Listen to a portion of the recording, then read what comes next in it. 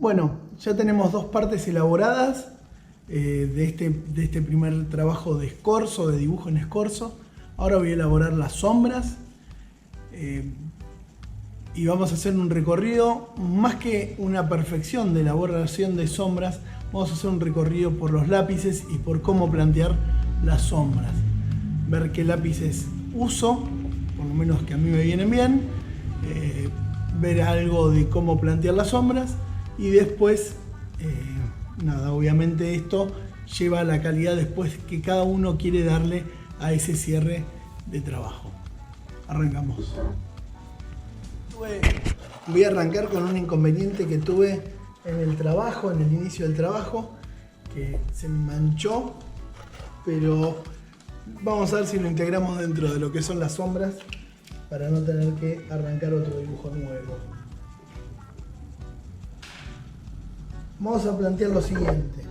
A mí me gustan los lápices Faber-Castell 9000, ¿sí? Son los que suelo usar yo.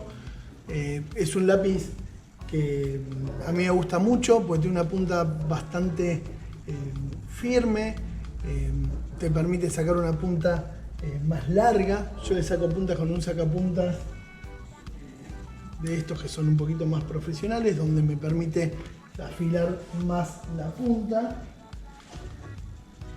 Hay varios tipos de lápices muy buenos, ¿sí? Yo elegí estos porque son con los que me acostumbré a dibujar y le tomé la vuelta. No quiere decir que que Staedtler, Derwent, Caran d'Ache, que varias marcas tengan sus lápices muy buenos. De hecho, por ejemplo, cuando uso grafitos acuarelables suelo usar los Derwent, que me resultan súper buenos. Digamos así, voy cambiando en base al material que me resulte más cómodo en cada uno.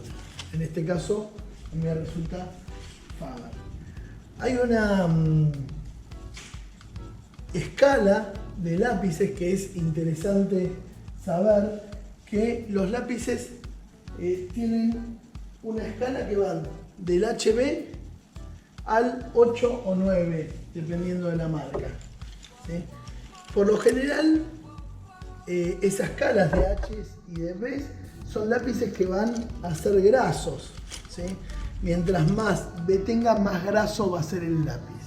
Mientras más H, que esta es otra escala que hay, que va desde el H al 5 o 6H, mientras más H tenga, más duro es el lápiz. Más duro es el lápiz, menos grasa tiene el lápiz.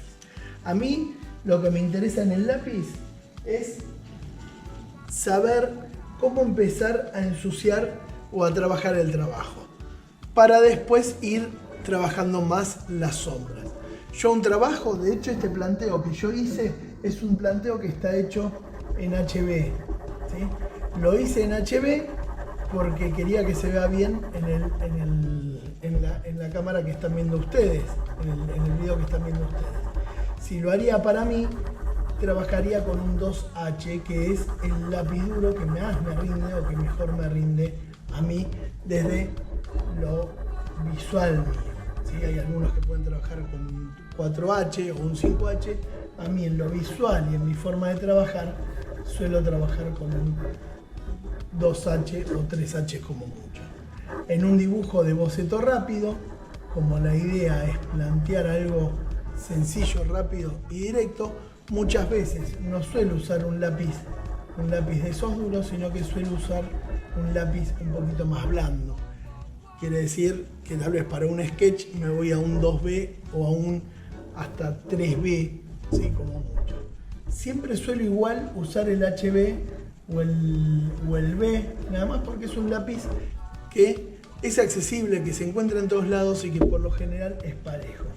¿Qué quiere decir? Que si yo, por ejemplo, estoy haciendo un sketch en un lugar, me olvidé los lápices, el lápiz estudiantil que se consigue, que está en toda la librería dentro de lo no artístico, es un lápiz que es similar siempre al HB, ¿sí? Entonces está bueno tenerlo en cuenta justamente para eso, para saber con qué minas estamos trabajando. Los lápices que dicen números 2 igual a HB o HB, son escolares, son lápices que funcionan muy bien. En ese planteo de sombras que hago, fíjense, yo no, como decía antes, no borré nada del dibujo, lo que voy haciendo es ubicar un poquito las sombras que tengo.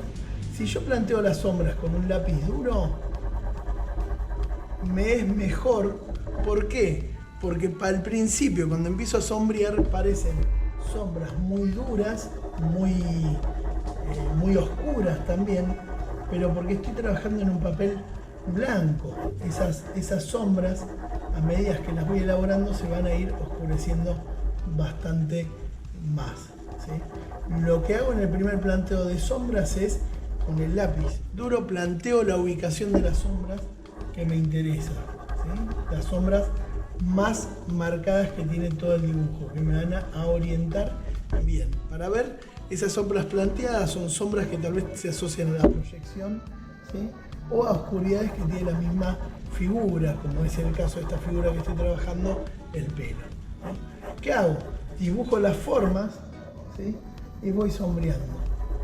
Como tengo un montón de líneas que les dije, después voy a borrar, no me molesta agregar alguna línea nueva para marcar algún límite, ¿sí?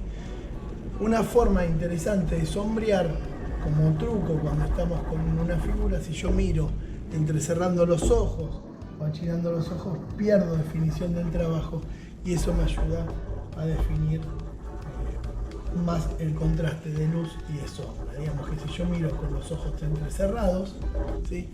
Voy a perder definición y voy a dar más, voy a ver más ese contraste de luz y sombra, ¿sí? Fíjense, yo acá armé con el HB un juego de sombras. Les digo, uso el HB para que se vea bien a ustedes, pero si no hubiese usado un 2H. Mi escala que uso por lo general va del 2H, ¿sí? Como les decía, al 5B. Yo no me voy mucho más de esa escala.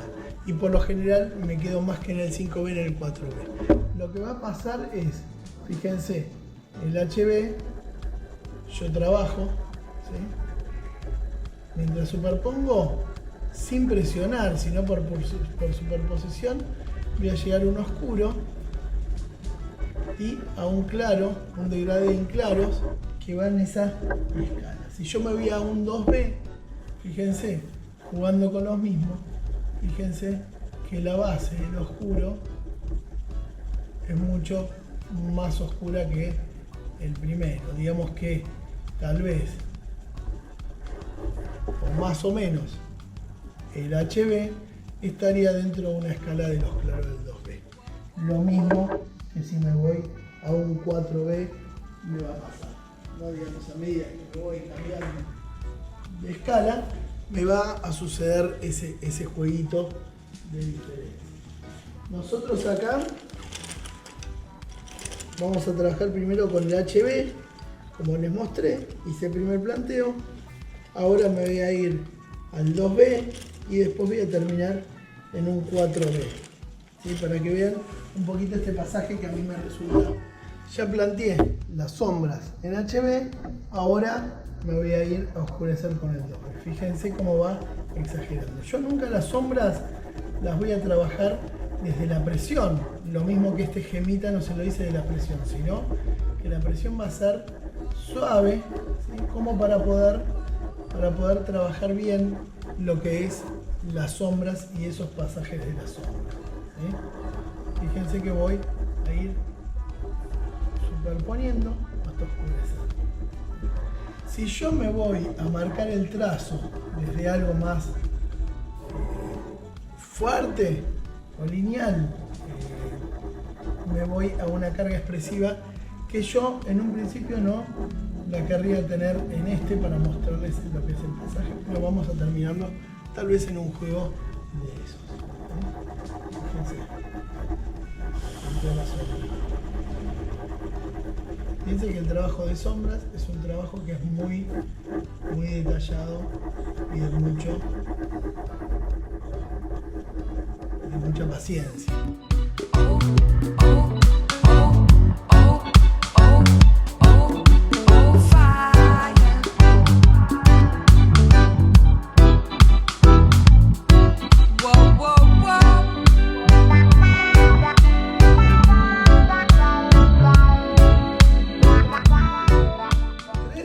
recursos que me parecen interesantes para trabajar es la goma de caucho, que es una goma que se va ensuciando, que viene cuadrada y después se adapta a la forma que tiene uno, que sirve para dibujar mientras sombrea y sirve para tal vez no borrar tanto, ¿no? Para limpiar de a poco.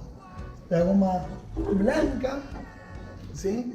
Que hay de varias marcas, yo suelo usar estas porque no se ensucian tanto cuando uno las guarda en la cartuchera. Esta está bastante gastada, pero se dobla y no se suele ensuciar tanto cuando uno las transporta, sino estas gomas. Las gomas tienen una característica que yo a veces uso, que a veces para algún detalle la corto con un cúter y me sirve, o le saco punta y la uso como lápiz.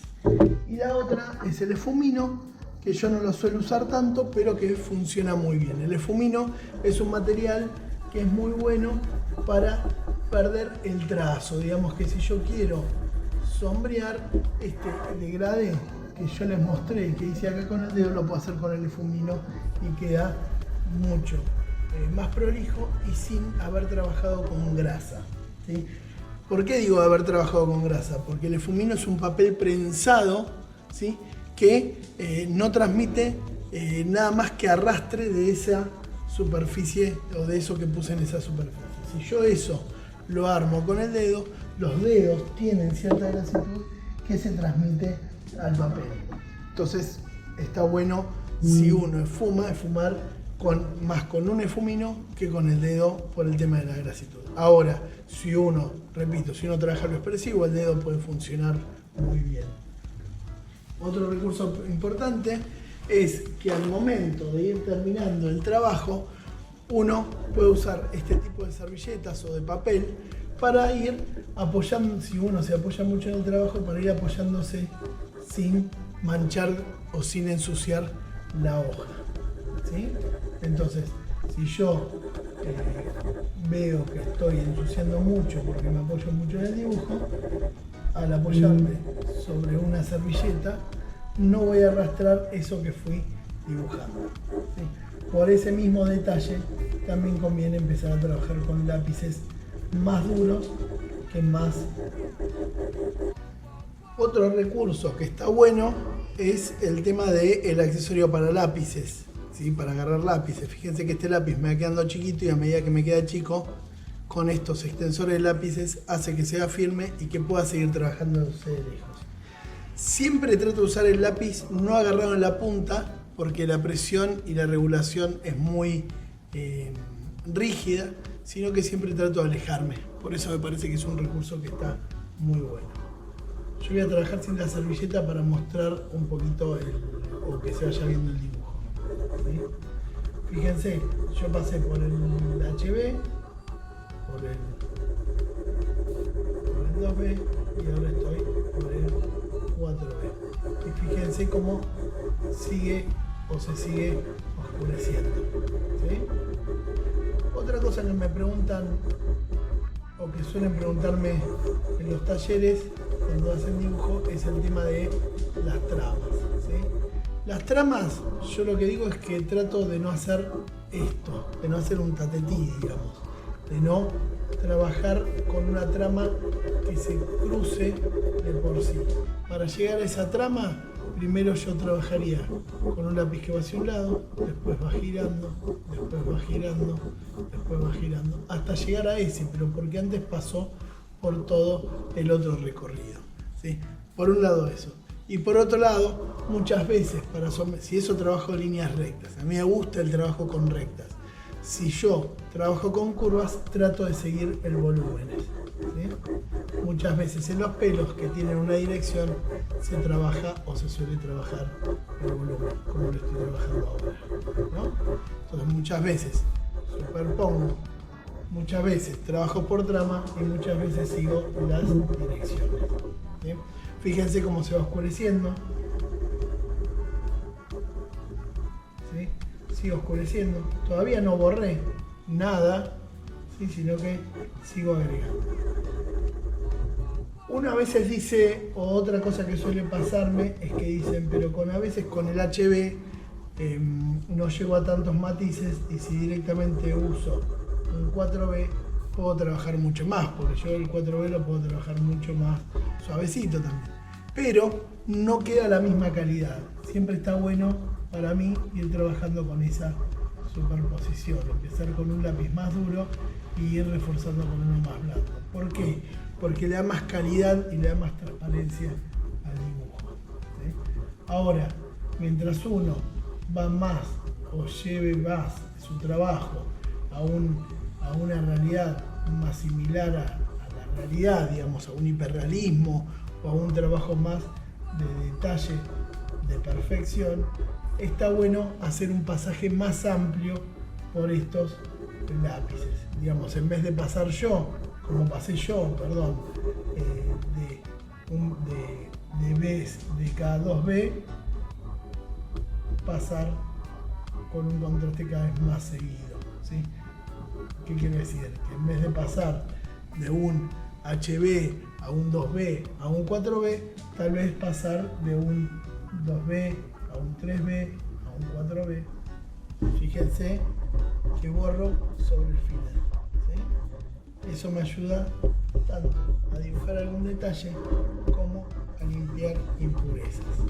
Y por otro lado, ¿sí?, lo que les decía de la modulación lineal, a veces es un recurso que es muy interesante para rescatarlo y para tenerlo en cuenta. Fíjense cómo fui limpiando. Y de la modulación lineal, fíjense que yo, por ejemplo, acá, que tengo un plano oscuro, ¿sí?, y donde me juega la luz en el volumen, puedo trabajar esa idea de línea, ¿sí? Un poquito más de modulación. Ahí sí, ya borro, ya defino, ¿sí?, porque estoy en los detalles donde me interesa que quede perfecto y no estoy corrigiendo, no estoy avanzando en otras partes donde tal vez el borrar me ocasionaba más una pérdida de tiempo que una resolución de un espacio definitorio.